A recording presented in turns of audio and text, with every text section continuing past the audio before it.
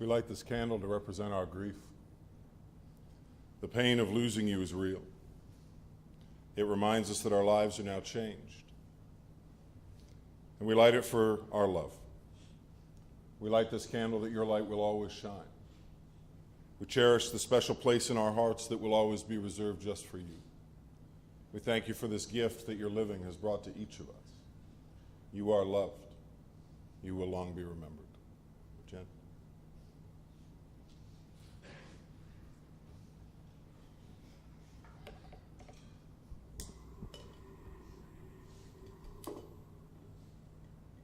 Thank you, dear.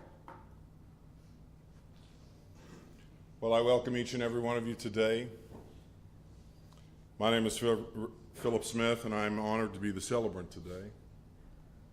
As we gather together to celebrate the life, but mourn the passing of Benny Andrew Settimo today. Or perhaps you preferred one of his other nicknames like Chucky, Benson, or Junior. Yet no matter what you called him, we gather today to focus our thoughts in this time on the memories shared and the value that Benny has brought to each of your lives.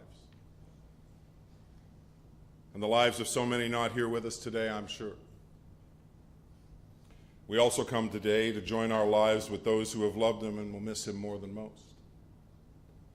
We're here today to honor his family, his loving parents, his mother Nancy and his father Ben, his biggest fans, his loving children Kayla, Caden, and Kalia,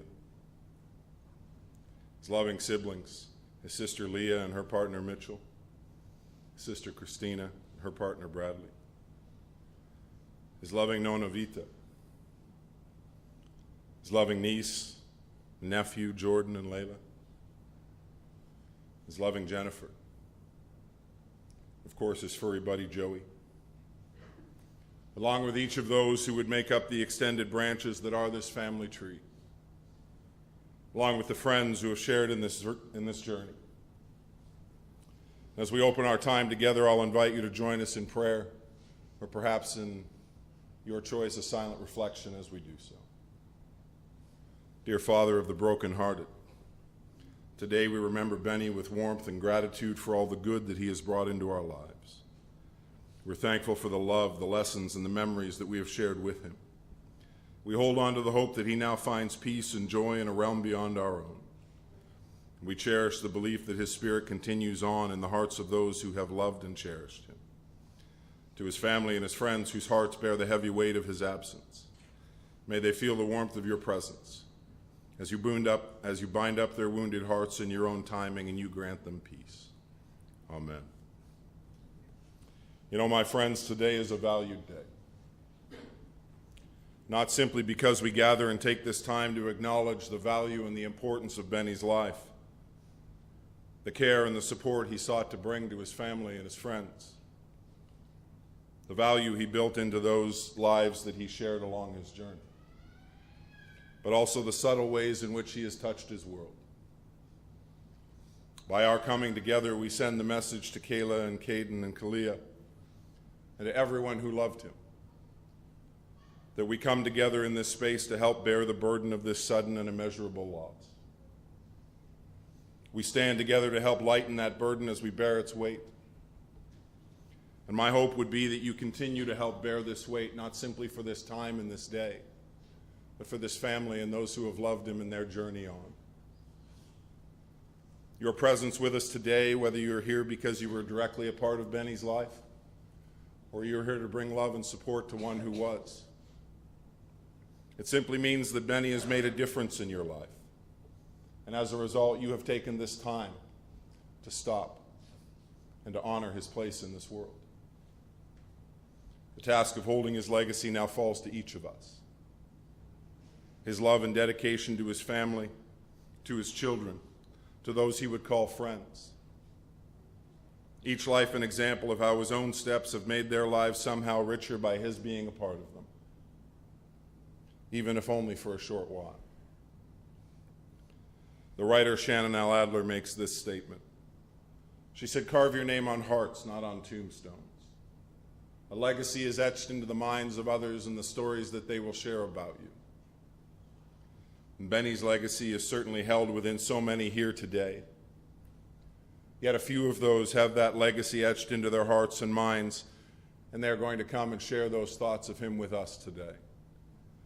I'm going to read our list of speakers. When you hear your name, please make note of where you stand in that list so I don't have to return and invite you forward again. We'll hear first from some friends, Jerome, Trevor, and Scott. And following those gentlemen, we'll hear from his sister, Leah. Jerome, would you come?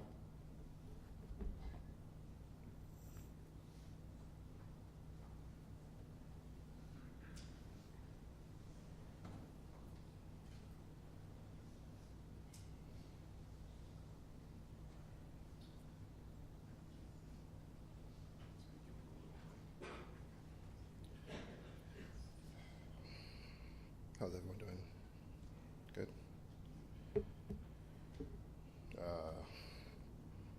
So you're just gonna make the black person go first, huh? You know he would have loved that joke. Right, he would have loved that joke. I first met Benny when I was in elementary school at Woolclay, the 4th grade. And he was my best friend, and I just remember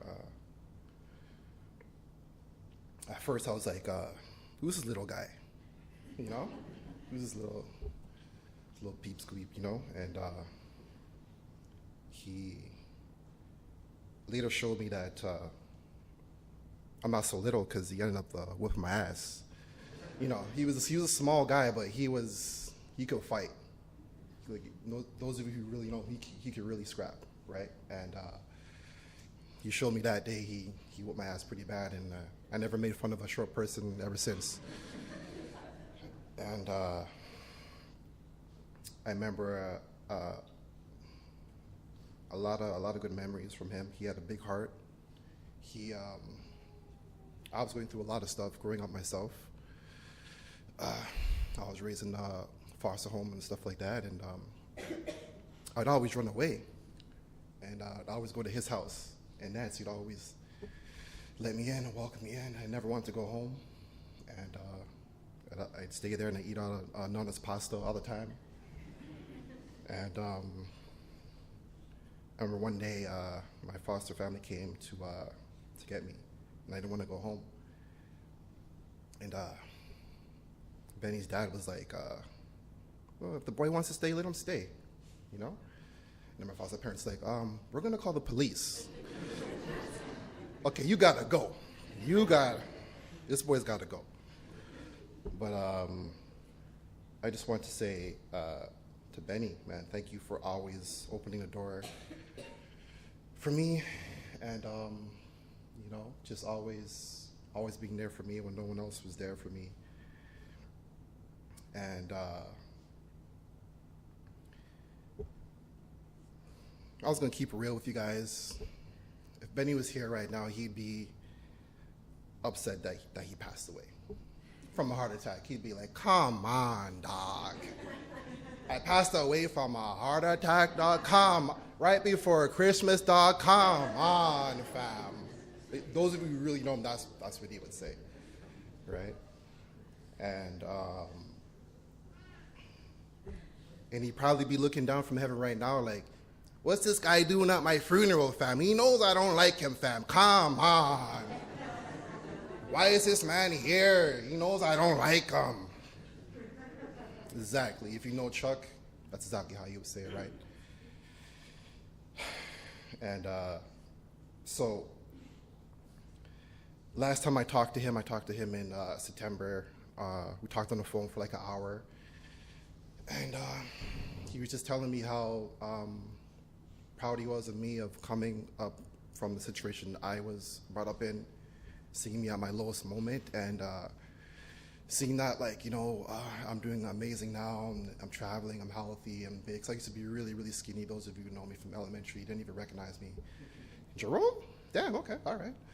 So just seeing just for him recognizing, like, seeing me at my lowest point in my life to recognizing where I am now, that, and we had that last conversation in September, and he was just telling me how proud he was of me, and that just,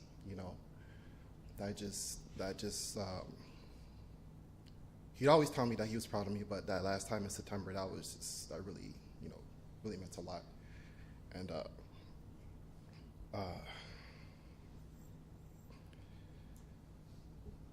we were supposed to reconnect in October, and I was just busy with my schedule, but he was just like, he said his parents were going away, and he's like, yeah, you need to come to the house and get some of my nana's cooking, the pasta with the sauce and the meatball. Come on, fam, like you gotta come, fam, And I just never, my schedule got busy. We never got to do that. But just wanted to say, before I get out of here, thank you, Chuck. Thank you, Ben, for always having an open heart. You had a big heart. You were my best friend since elementary. You stood up for me when I was getting bullied. You were there for me. You were always there for me. I could always call you for anything. He was always there for me. A real good friend. And I'm honored, Nancy, to be up here to speak on your son. He had a really big heart. Those of you who know him, he would do anything for you. And rest in peace, my friend. Thank you, Nancy. Thank you to the whole family for having me up here. I love you guys. And rest in peace, my friend. I love you. Okay.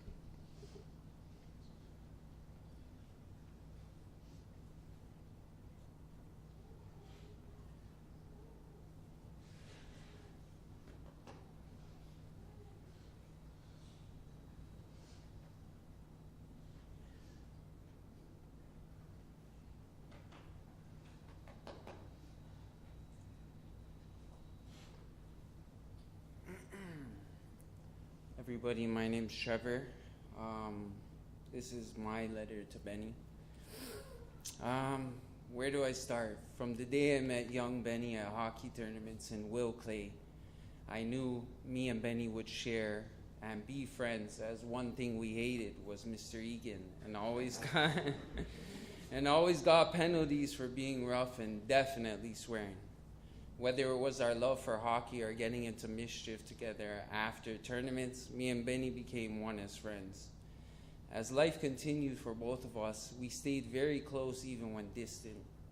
As time went on, I had a passion for music in which Benny embraced more than me at times, being my #1 fan, or the best cameraman you could ever get, without paying. He gave me a lot of passion to give him new music all the time, in which he genuinely loved and listened to all the time. He would bring the best out of me in this small world, always having hope that we would make it out for our family financially. And no, I cannot forget our best friend, Jason. We were all like three amigos at times, all having 3 children, the same age, going to the zoo and having daddy's girl days, whether it was movies, snacks, school parties. With kiddie pool in my backyard, we made it special for the girls, as he only had Kayla at the time, me, Deja, and Jason Sikora. Benny wasn't the most behaved person. Let's be realistic. He spray painted his name in my back room, putting Benny on the wall. My mom was pissed and said he couldn't come back, but I made sure he did, as he was one of my best friends. Benny didn't know what rules were, but then again, most leaders don't. Benny was one of the most loyal individuals life could offer, and I knew firsthand. At times, me and Benny had differences, just like every other human, but I also knew that me and Benny's way of coming together were us to hang out, as we both loved each other and didn't see eye to eye much, but we still came together. Benny had demons he was fighting that no one really knew about, unless you knew him very close, and I hated that I couldn't help him. One thing I can also say is Benny cared about his family, kids, siblings, mom and dad especially. He just at times had a hard time displaying that, as he had a hidden way of showing his love. But if he loved you in his heart, you would definitely know. But in our nights alone, he would tell me things no one else would ever know. But it was definitely his passion, his family, and his friends. That's all Benny lived for, whether it was to make others happy or to bring them together in differences. Benny was the guy that would get it done. When my friend and my brother, KG, had got shot and murdered, he had got his name tattooed on him, and I never understood why. But Benny, as my brother, knew dear how he was to me, to my heart, and showed his loyalty doing that. That was Benny. If he loved you, he would die for you. Right or wrong, he would tell you after. But by your side, he would fight until his last breath. God needed one of his true warriors back in heaven, as we're fighting a very spiritual battle with ourselves daily. Yes, we all have our demons, and Benny now will be one of our angels fighting the demons that try and harm us, just like he did here by our sides all the time on earth. Benny, I truly love you with all my heart, and I never got to say goodbye properly. But one thing for sure, and two things for certain, is I know we loved each other. Tell our angels that left us we always say hi, and that hopefully we all come together in paradise. I love you, Benny, from your brother, Whiteman.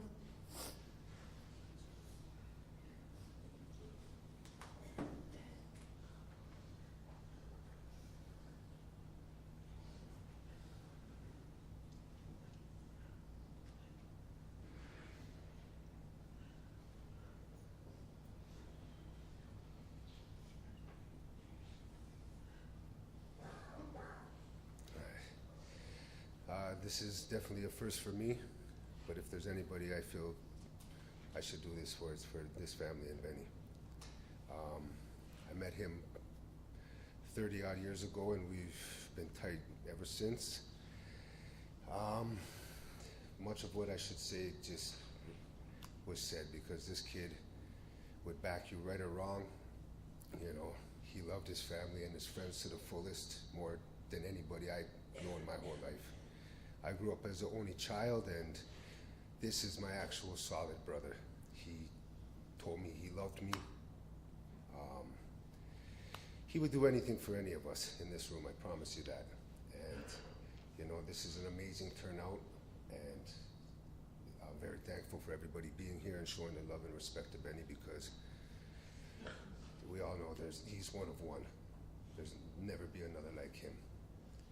And I guess for anybody that possibly has any regret because of Benny being Benny and maybe not following up with him as much as you'd like to, believe me, that only showed how much he loved you. If you argue with Benny, he loved you.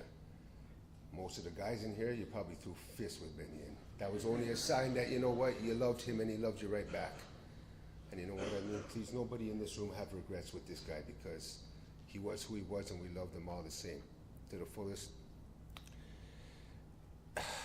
It's gonna be crazy never to hear his voice again, which is, yeah, still shocking. I've never had a dry eye since I've heard the news. That's all I've really got to say. All right, appreciate everybody being here, and we all love Benny, and trust me, he loves you. God rest his soul.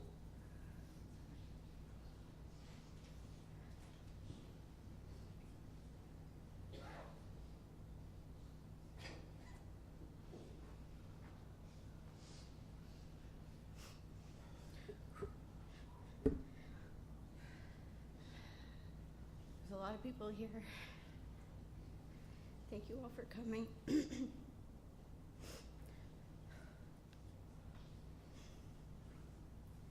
Benny was a funny, loving, protective, adventurous, courageous, and kind-hearted person.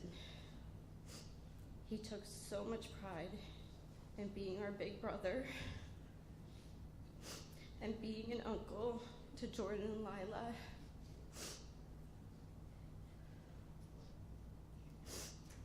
and being a dad to his kids.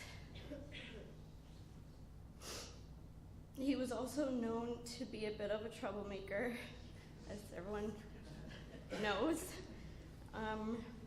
Always getting himself into ridiculous situations that my poor mom and dad would have to get him out of.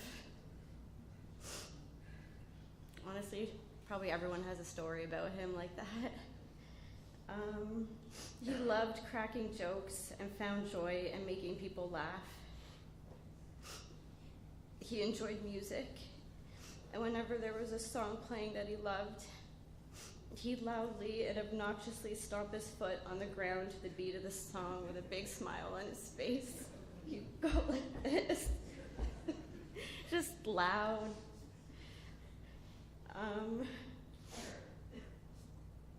Once he got his driver's license, he'd take Christina and I on car rides. Honestly, we never knew where we were going. We just loved spending time with him. I remember one time we drove all the way downtown, and him and Jen took me and Christina to the CN Tower for our first time. I actually brought a picture.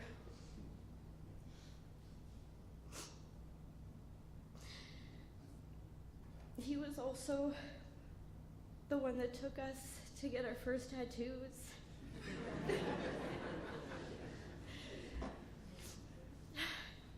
He'd be the one that would carry me in when I drank too much in high school and wouldn't tell my dad.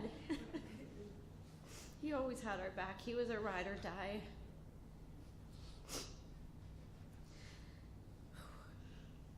He was a cool older brother with a cool sense of style. He liked loud clothes, and his hair was always crazy, but it suited him. It was his personality. As adults, him and I often had a challenging relationship. We disagreed on a lot and both share a stubbornness just like my dad. I do have guilt and regrets for how our relationship was, but I know that he loved me, and I loved him so much. Differences aside, he was our big brother, our biggest protector, our biggest fan. And the pain of having to say goodbye to him weighs heavy on our hearts. We're gonna miss you, Benny.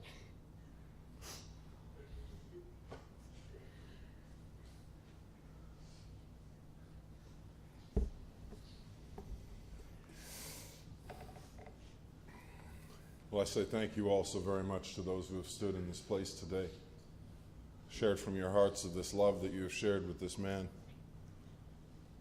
I've been given the honor of sharing the thoughts of Jen and Nancy today as well. Jen handed me this little note before we began today. It's handwritten, so you'll excuse me as I make my way through it. I brought my glasses just in case.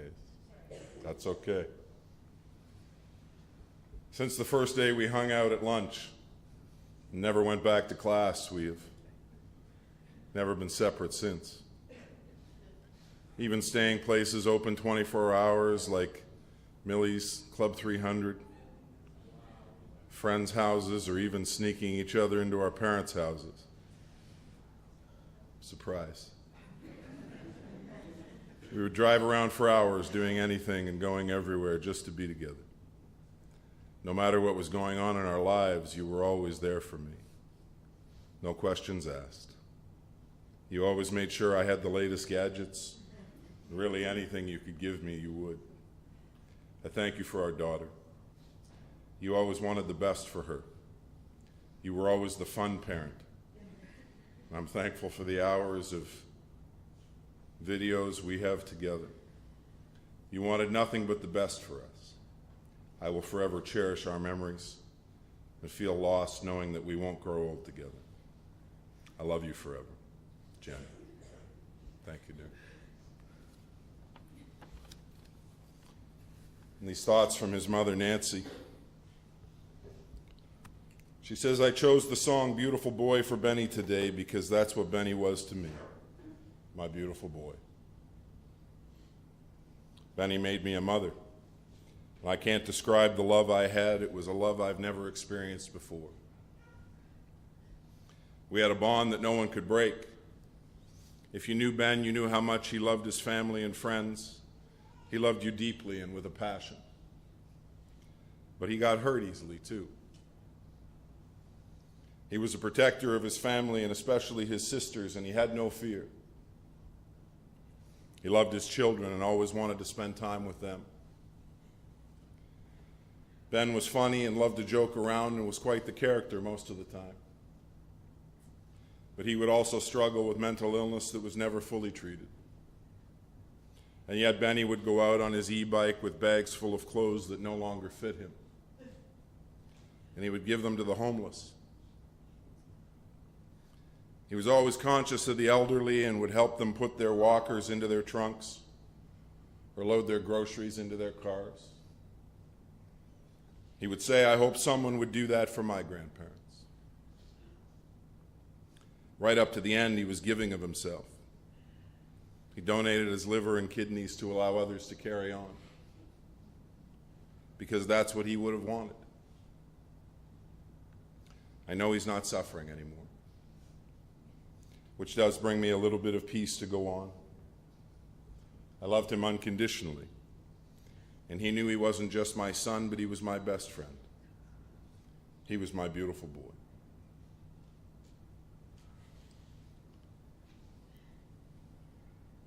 Thank you for allowing me to lend my voice to you today. Jen.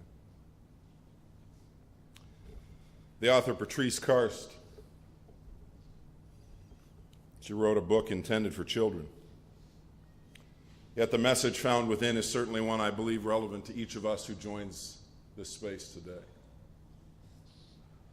Certainly each life that would feel this loss in the depths of their hearts for time to come. She describes an invisible string that connects our hearts to those of the ones we love, even when they're not close or within view. It's that little string made of love that's attached from our hearts to each heart we share love with and throughout our journeys and beyond. And for Benny, that first string attached to his heart would be the one that would stretch between his heart and his mother Nancy. She would await his arrival. And when he would come on that second day of April in 1984 at 4:44 p.m. Well, with his arrival, he would also find a string that would connect him to his father, Ben, as he would hold him in those strong hands and anoint him with that name that they would both share, Benny. And in time, Benny would find the strings that would connect him to his little sister's form as well as each member of this family that has loved him and held him close. As Benny would first lay eyes on his sisters, he would decide in his heart that they would always be special to him. And when I spoke with Nancy and the girls this week, and I asked them to tell me what Benny was like as a boy, well, she smiled and told me that he was mischievous. And for those of you in this room that know him the way you know him, you know that to be true, I'm sure. He was into everything, whether it was positive or negative. He was always climbing things, apparently, like the door frames in the house. He would push his hands against his legs, and he'd scale up those door frames. And he'd hang long enough on the frame until his fingers were done. I'm told he would have red hair in those early years, which, if we're honest, made him look a little bit like a Chucky doll. So, of course, the kids in his life would welcome him to his new nickname, Chucky. And Benny would lean into it fully. In time, he would even have Chucky tattooed onto himself. You could often find him making his way to a Leafs or Raptors game. We didn't bring Chucky today. It's okay. His hair was messy. It's okay. Chucky's hair should be messy. You could often find him making his way to a Leafs or Raptors game with Chucky in his arm, in either his Leafs jersey or his Raptors jersey, fans often stopping and asking if they could take a picture with Chucky. Benny gladly stopping to let them borrow his buddy and then sending them the image after the fact as well. And that mischievous little mind would in time find hockey. And although Benny would not be the biggest one on the ice, he would always play well beyond his weight class. He could score and he could gladly defend his teammates whenever it was called for. That feisty spirit always on display on the ice, game after game. And I have no doubt he knew what the inside of every penalty box in Markham and Scarborough looked like for sure. He'd be playing at the AA level when he would put his skates aside at about 14. And while hockey would be the pastime, there would also be school. Now, while some went to school to learn and grow, well, Benny was usually there to make the room more enjoyable with his antics, making his classmates laugh. He would be defined as the class clown, if we think about it that way. And it would see him find some time spent in individualized education groups at school as well. His boredom leading him to that time spent along those who actually needed support in their learning. But Benny would make the most of that time, not simply by making sure that they all had a great day in school thanks to his antics, but by being a sincere and comparing part of each of those days for each of those students that he would learn alongside, making sure that each of them knew that they were respected by him. And when the time came that they needed to be defended, well, Benny was there. That defensive side, well, it would certainly show for his family as well. His sisters would see it come to light when they first started taking the school bus alongside their big brother. While most first-timers on the bus had to ride at the front of the bus, nothing but respect for Leah and Christina on their first day, as they would make their way through the crowd right to the back with Benny and his buddies, and nobody said a thing. Even after Benny would leave those seats and move on in his journey, the girls would still have prime status on that bus each and every day. His education would see him take his elementary years at Will Clay and Markham. His high school years would see him at Milliken Mills in Scarborough. And Benny would have a love-hate relationship with school, simply meaning he would love to hate it. And in time, he would leave it for more things suited to his goals. He would find the things that interested him more in his day-to-day life and fill them with that, like the music of Method Man and Biggie, 50 Cent and Redman, along with a whole list of other OG artists that he would find in those early days. And that would give him a community to find friendships within and build within. Introduce him to some of his entrepreneurial pursuits as well. If you know, you know. He would be an idea man from day one. One of my favorites that I heard about would be Chuck TV. And well before the boys from PayPal would set up YouTube in 2005, well, there was Benny, or Chuck, videotaping his life day in and day out, 24/7, all the antics and ideas that he would capture on VHS for the world to see and enjoy as Chuck TV. I have no doubt that his fan base would have rivaled Mr. Beast. And if only there was a platform for his creativity to be found earlier in his journey. And when he wasn't live and streaming to the world, he would love spending time with his grandma. They would play Pac-Man together. And I'm told she would come close to beating him a few times, but within Benny lurked that competitive nature. And even G-Ma wasn't going to take a win from Benny. He would love to share time with his sisters, as we already know. Whether they were learning how to play Super Mario or GoldenEye together, or he was teaching them the fine art of cleaning a game cartridge when everything seemed to go wrong with the game, or becoming their chauffeur when he got his license at 16. I'm sure you can picture him doing his best impression of Riding Dirty. Windows down, the music of the moment blaring from the stereo.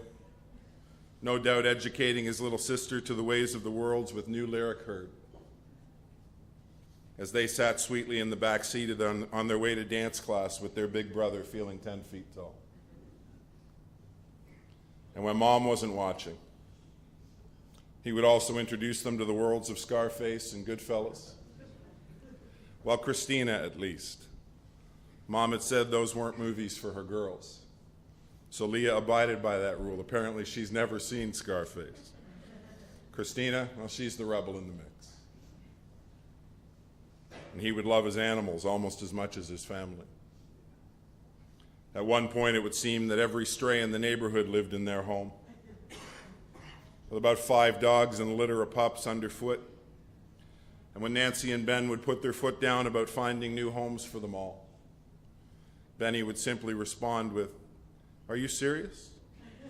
You'd have me kick them out on the streets to fend for themselves?" A pro-negotiator, even from day one, I'm sure. As those dogs would stay until he could find new spots for them. And one of those dogs would become his favorite in those years shared, his Shira.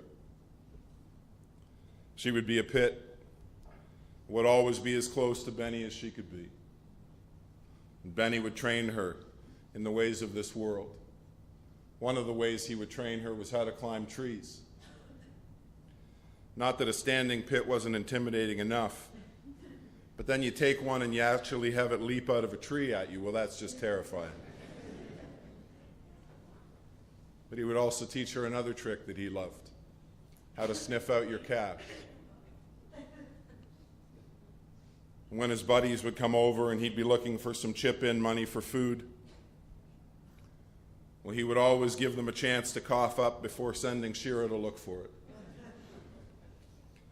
And all it meant was when she sniffed money, she would sit and mark the pocket it was in, and she was usually right, and money was being handed to Benny. And while her skills were enjoyable, one of his favorite elements of Shira was her marking. Because between her shoulders lay that Italian boot that rested there.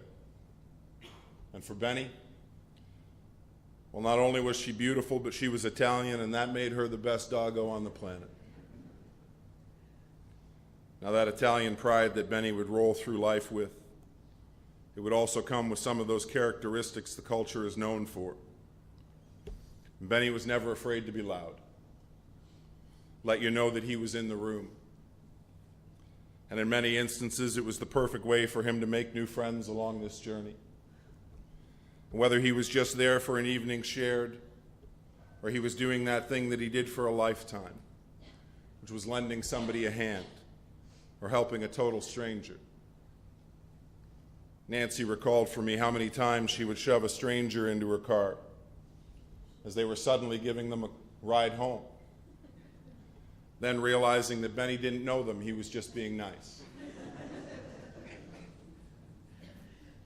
And he would love the lives that came alongside his own as his friends and in many ways his extended family as well. Lives like Jen, who would join Benny on this adventure of a lifetime that saw them welcome Kayla to their lives as their daughter.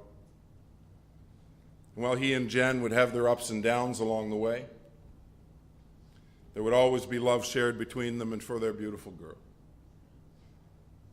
That love held for his Kayla would see him give his best in those times that they would share that journey alongside each other.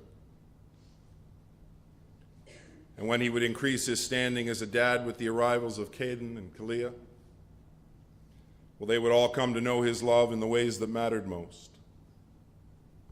In that time that he would dedicate to them, sharing the moments together. Spots like Center Island and Wonderland and the CN Tower would all be spaces they would journey to. They would journey to the exhibition and Leafs game shared. And of course, the animal lover in Benny would introduce them all to the wonders of the Toronto Zoo as well. And if it was time shared at the house, well, he would love those times where he would pull out the e-bikes and head to an adventure by the creek. Of course, Benny would have to have the perfect path for them to follow, as littles wouldn't be allowed to ride the e-bikes. So he would find a path through the cemetery, and off to the creek they would go, just to make sure that fun was had by all and memories were certainly made. And whether it was snuggling up to watch a show and sharing the moment of joy with Dad, or being upset because Dad was giving you a haircut when all you wanted was long hair like him. And while the years would not always be perfect, and there would be many ups and downs along the way, they would see Benny in the same light that Benny had always held others in, and looked for the best in the moments and saw the love deep within that heart of his for them. And for each of those lives, the development of those strings that would bond their hearts to his will hold them there no matter the distance. As that love stretched between them from their first day in his arms through each day that would follow. Those strings would also see his heart connected to his nephew and his niece, Jordan and Layla. Benny would let that love be seen in simple ways, whether it was sharing time together on the bikes or flying drones, taking a rollerblade along the Ajax waterfront to skip rocks and take in the beauty of nature together, or trying to hold back a laugh as Benny's laugh would fill a space that they were in. And Uncle Beanie, as Jordan would like to call him in those early years, making the world love him with every moment shared. Benny always being sure to treat each of those little lives in the manner they deserved to be treated, as he would listen to their needs and allow them to find their path in the journey. He would treat them the same as he would want to be treated by others, with respect and with dignity. Now, there were those times when his example may not have always been the best one to follow. For example, the birthday party at the Mandarin a little while back would see Benny take the tissue paper from Jordan's birthday gift and place it on his lap. As then he would proceed to empty the dessert bar of every Nanaimo bar that he could see. And when caught by Nancy, he would smile and simply say, "If it was okay for Grandma, it was okay for me." And if you know he wasn't wrong. Benny would be the ride or die type of friend or family member. As many times as he and Ben Sr. would find to argue or find some reasons to frustrate each other over the years, it's no secret that Benny would have done anything for his dad, and it's mutual to be sure. The same as he would for any one of his family and those friends that mattered most. Those friends that would stand by him in his moments of pain over these past few years. Whether it be in those days and months after his stabbing or his slashing. And it's that desire to be there for them, to stand up for them, and to show them this love and care in tangible ways that kept Benny going. That would see him working so hard over these past few months to find a clean life to offer up to these lives he loved and cared for. He'd been clean for the past 3 months. And over that time, he was busy making amends with these lives that he felt deserved it. He was planning for bigger and better things ahead, finalizing the process to get his passport back in his hands, so he could see the beauty of some of those spots he had known as a kid, Jamaica, the Margarita Islands, spots that would help him develop his love of nature and more specifically the water's edge. Benny would love the water. The beauty of the waves as they would come to kiss his feet, the sight of a stone skipping across the surface. Oh, sure, there were many times when he would head off to investigate a water source, putting himself in a little more than dangerous situation. But that fearless life that Benny lived in would see him undaunted. Now, there were those times when he would also hear Nancy calling for him to be careful. And getting that standard Benny reply, "Mom," and just carrying on. And in spite of the desire to live more, to find a life that would see him continue to reach new goals, to share new memories with these lives that he has loved as his children, his parents, his siblings, his Jen, his family, and his friends. In spite of that desire, we find ourselves here today, my friends, in this space designed for remembrance. Those strings of love firmly attached to each of our hearts now stretch further than ever before. This life that you have known as Benny, or Chucky, or Ben, Benson, or Junior, or dad, or son, brother, grandson, or friend. Now each must deal with the reality that this journey has ended. As we deal with the reality that just days ago now, on the 3rd day of December in this year of 2024, some 40 trips around the sun from where it would all begin, that big heart of Benny's would give as much as it could, and he would journey on to find peace.